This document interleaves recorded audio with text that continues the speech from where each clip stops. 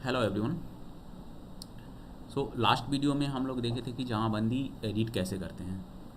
जो ऑनलाइन जमाबंदी अवेलेबल है और उसमें कुछ गलती है तो उसको एडिट कैसे करते हैं।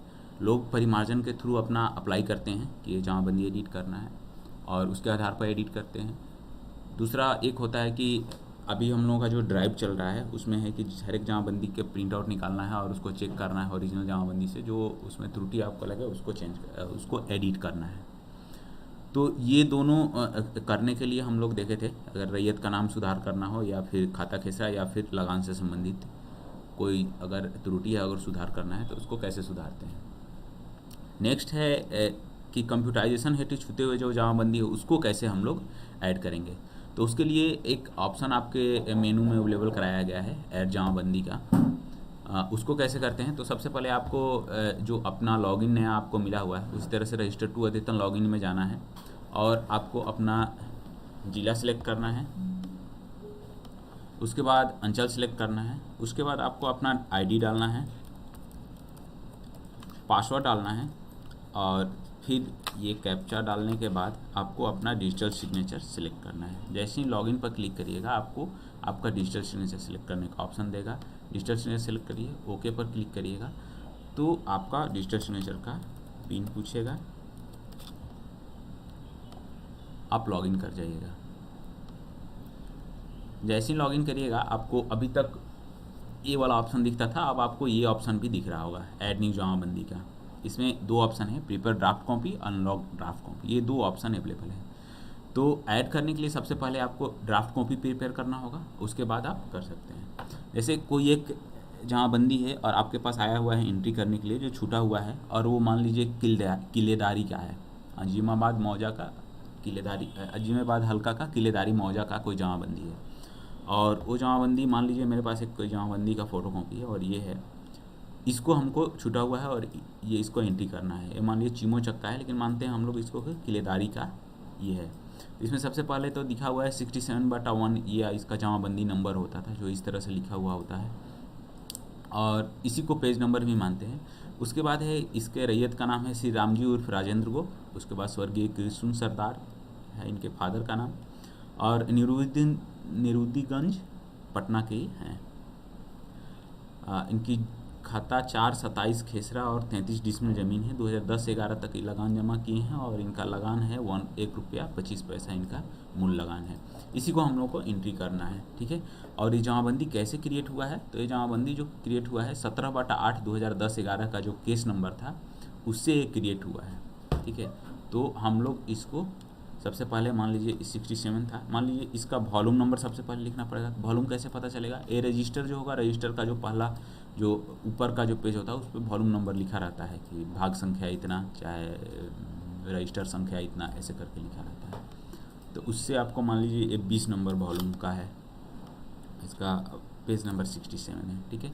प्रिपेयर ड्राफ्ट कॉपी करिएगा तो आपको एक मैसेज आएगा कि इस वॉल्यूम नंबर पेज नंबर पर पहले से एक जमाबंदी है, ठीक है। कब आएगा, जब इस पर पहले से इंटर रहेगा। अगर ये ब्लैंक मतलब ये खाली रहेगा, किसी एक वॉल्यूम के एक पेज नंबर पर एक ही जमाबंदी हो सकती है, ये खाली रहेगा तो यहाँ ऐड करने का ऑप्शन आएगा, नहीं रहेगा तो नहीं आएगा। अगर वैसे केस में मान लीजिए कि ये 20 नंबर वॉल्यूम है और 67 पेज नंबर है और जैसे ही यहाँ सर्च कर रहे हैं तो यहाँ मैसेज दे रहा है कि ऑलरेडी ये वॉल्यूम नंबर या पेज नंबर का पहले से जमाबंदी अवेलेबल है। तो आपको क्या करना पड़ेगा, ये 67 का 20 नंबर जो जमाबंदी है, ये जमाबंदी जो है 67 20 नंबर वॉल्यूम का, इसी 20 नंबर वॉल्यूम के सबसे लास्ट में आपको एंट्री करना पड़ेगा क्योंकि ये पर्टिकुलर वॉल्यूम खाली नहीं है। तो इसके लास्ट में आपको देखना पड़ेगा कि कौन सा लास्ट पेज है, उस लास्ट पेज पर यहाँ पर सर्च करना पड़ेगा, अगर अवेलेबल होगा तो वहाँ एंट्री करना पड़ेगा। और एंट्री करने के बाद आपको यहाँ पर भी लिखना पड़ेगा कि इस जमाबंदी को ऑनलाइन में वॉल्यूम नंबर इतना, पेज नंबर इतना पर अंकित किया गया है, ताकि बाद में पता चल सके कि ये जमाबंदी ऑनलाइन में कहाँ है। तो ये जमाबंदी अभी अवेलेबल है। इसका होल्डिंग संख्या 67/1 दिया हुआ है, तौजी संख्या नहीं है। वॉल्यूम नंबर, पूर्व का वॉल्यूम नंबर और पूर्व का पेज नंबर का मतलब ये हुआ कि ये जमाबंदी जो आया हुआ है किस वॉल्यूम नंबर और पेज नंबर से घट कर आया हुआ है, तो ये भी अवेलेबल नहीं है। लेकिन इसमें पूर्व का केस नंबर अवेलेबल है जो कि हम लोग परिवर्तन के लिए प्राधिकार लगान शेष वाला है सेक्शन में हम लोग भरेंगे, तो ये भी नहीं अवेलेबल है। जमाबंदी संख्या इसका 67/1 है और ये 2010 का म्यूटेशन है। Save as draft copy and next पर क्लिक करेंगे। उसके बाद रैयत का नाम है, रैयत का नाम है श्री रामजी उर्फ राजेंद्र गोप, पिता का नाम था लेट किशुन सरदार,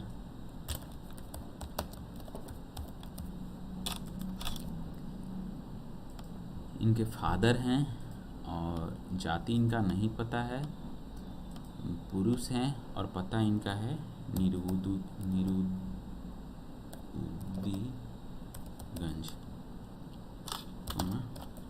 पटना। अगर मोर देन वन रैयत रहेगा तो ऐड न्यू रो पर क्लिक करके एक नया रैयत का नाम ऐड करेंगे। उसके बाद सेव एज ड्राफ्ट कॉपी करके नेक्स्ट में जाएंगे और इसका जमाबंदी नंबर लिखेंगे, मतलब खाता खेसरा का डिटेल लिखेंगे, जैसे है 4/27/0 और 33 डेसिमल का ये ज़मीन है, ये अनसोल्ड है, म्यूटेशन से क्रिएट हुआ है और ये इसका प्रकार नहीं पता है, इसका चौहद्दी भी नहीं पता है। अगर मोर देन वन रैयत रहेगा तो ऐड न्यू रो पर क्लिक करके और नया ऐड करेंगे।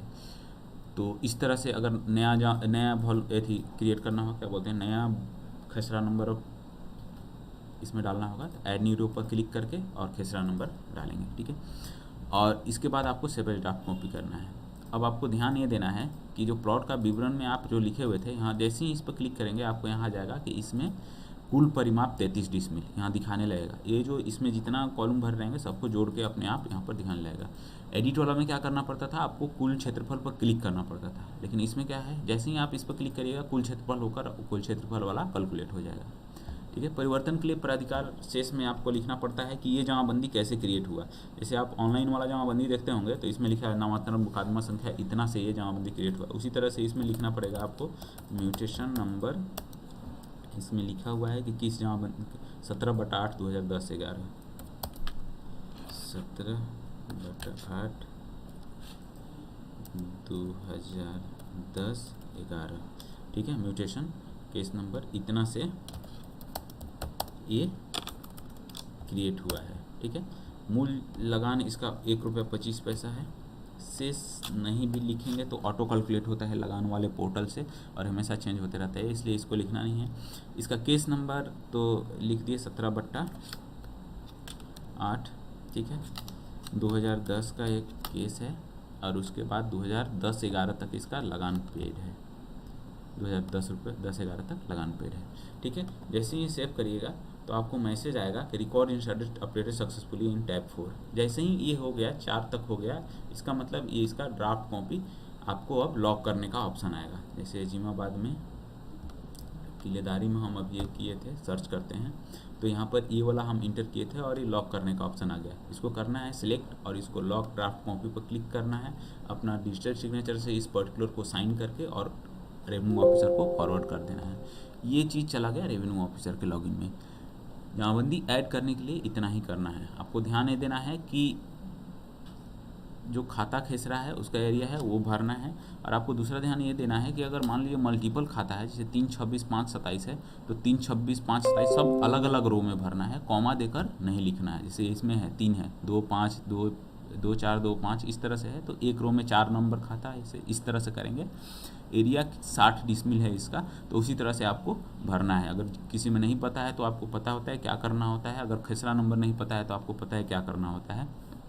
तो सबका एक अलग रो क्रिएट करना है आपको, ठीक है। आपको ये करते वक्त बस इतना ही ध्यान रखना है, और ध्यान ये रखना है कि आप जो वॉल्यूम नंबर पेज नंबर अगर खाली नहीं है तो एक नए वॉल्यूम नंबर पेज नंबर पर उसी वॉल्यूम के लास्ट में आप इंटर करते हैं तो उस चीज़ को आप हार्ड कॉपी भी नोट करिए। और तीसरा ये है कि परिवर्तन के प्राधिकार जब आप लिखते हैं उसमें इस पार्ट को ज़रूर लिखिए। जैसे इसमें लिखा हुआ दाखिल खारिज केस नंबर 1265 से ये इतना को दर्ज हुआ है, ठीक है। और ये चीज़ आपको ज़रूर लिखना है। जैसे इसमें लिखा हुआ है 667/8/2010-11 के द्वारा ये जमाबंदी क्रिएट हुआ, तो ये चीज़ पर्टिकुलर चीज़ आपको परिवर्तन के प्राधिकार में लिखना है, ठीक है।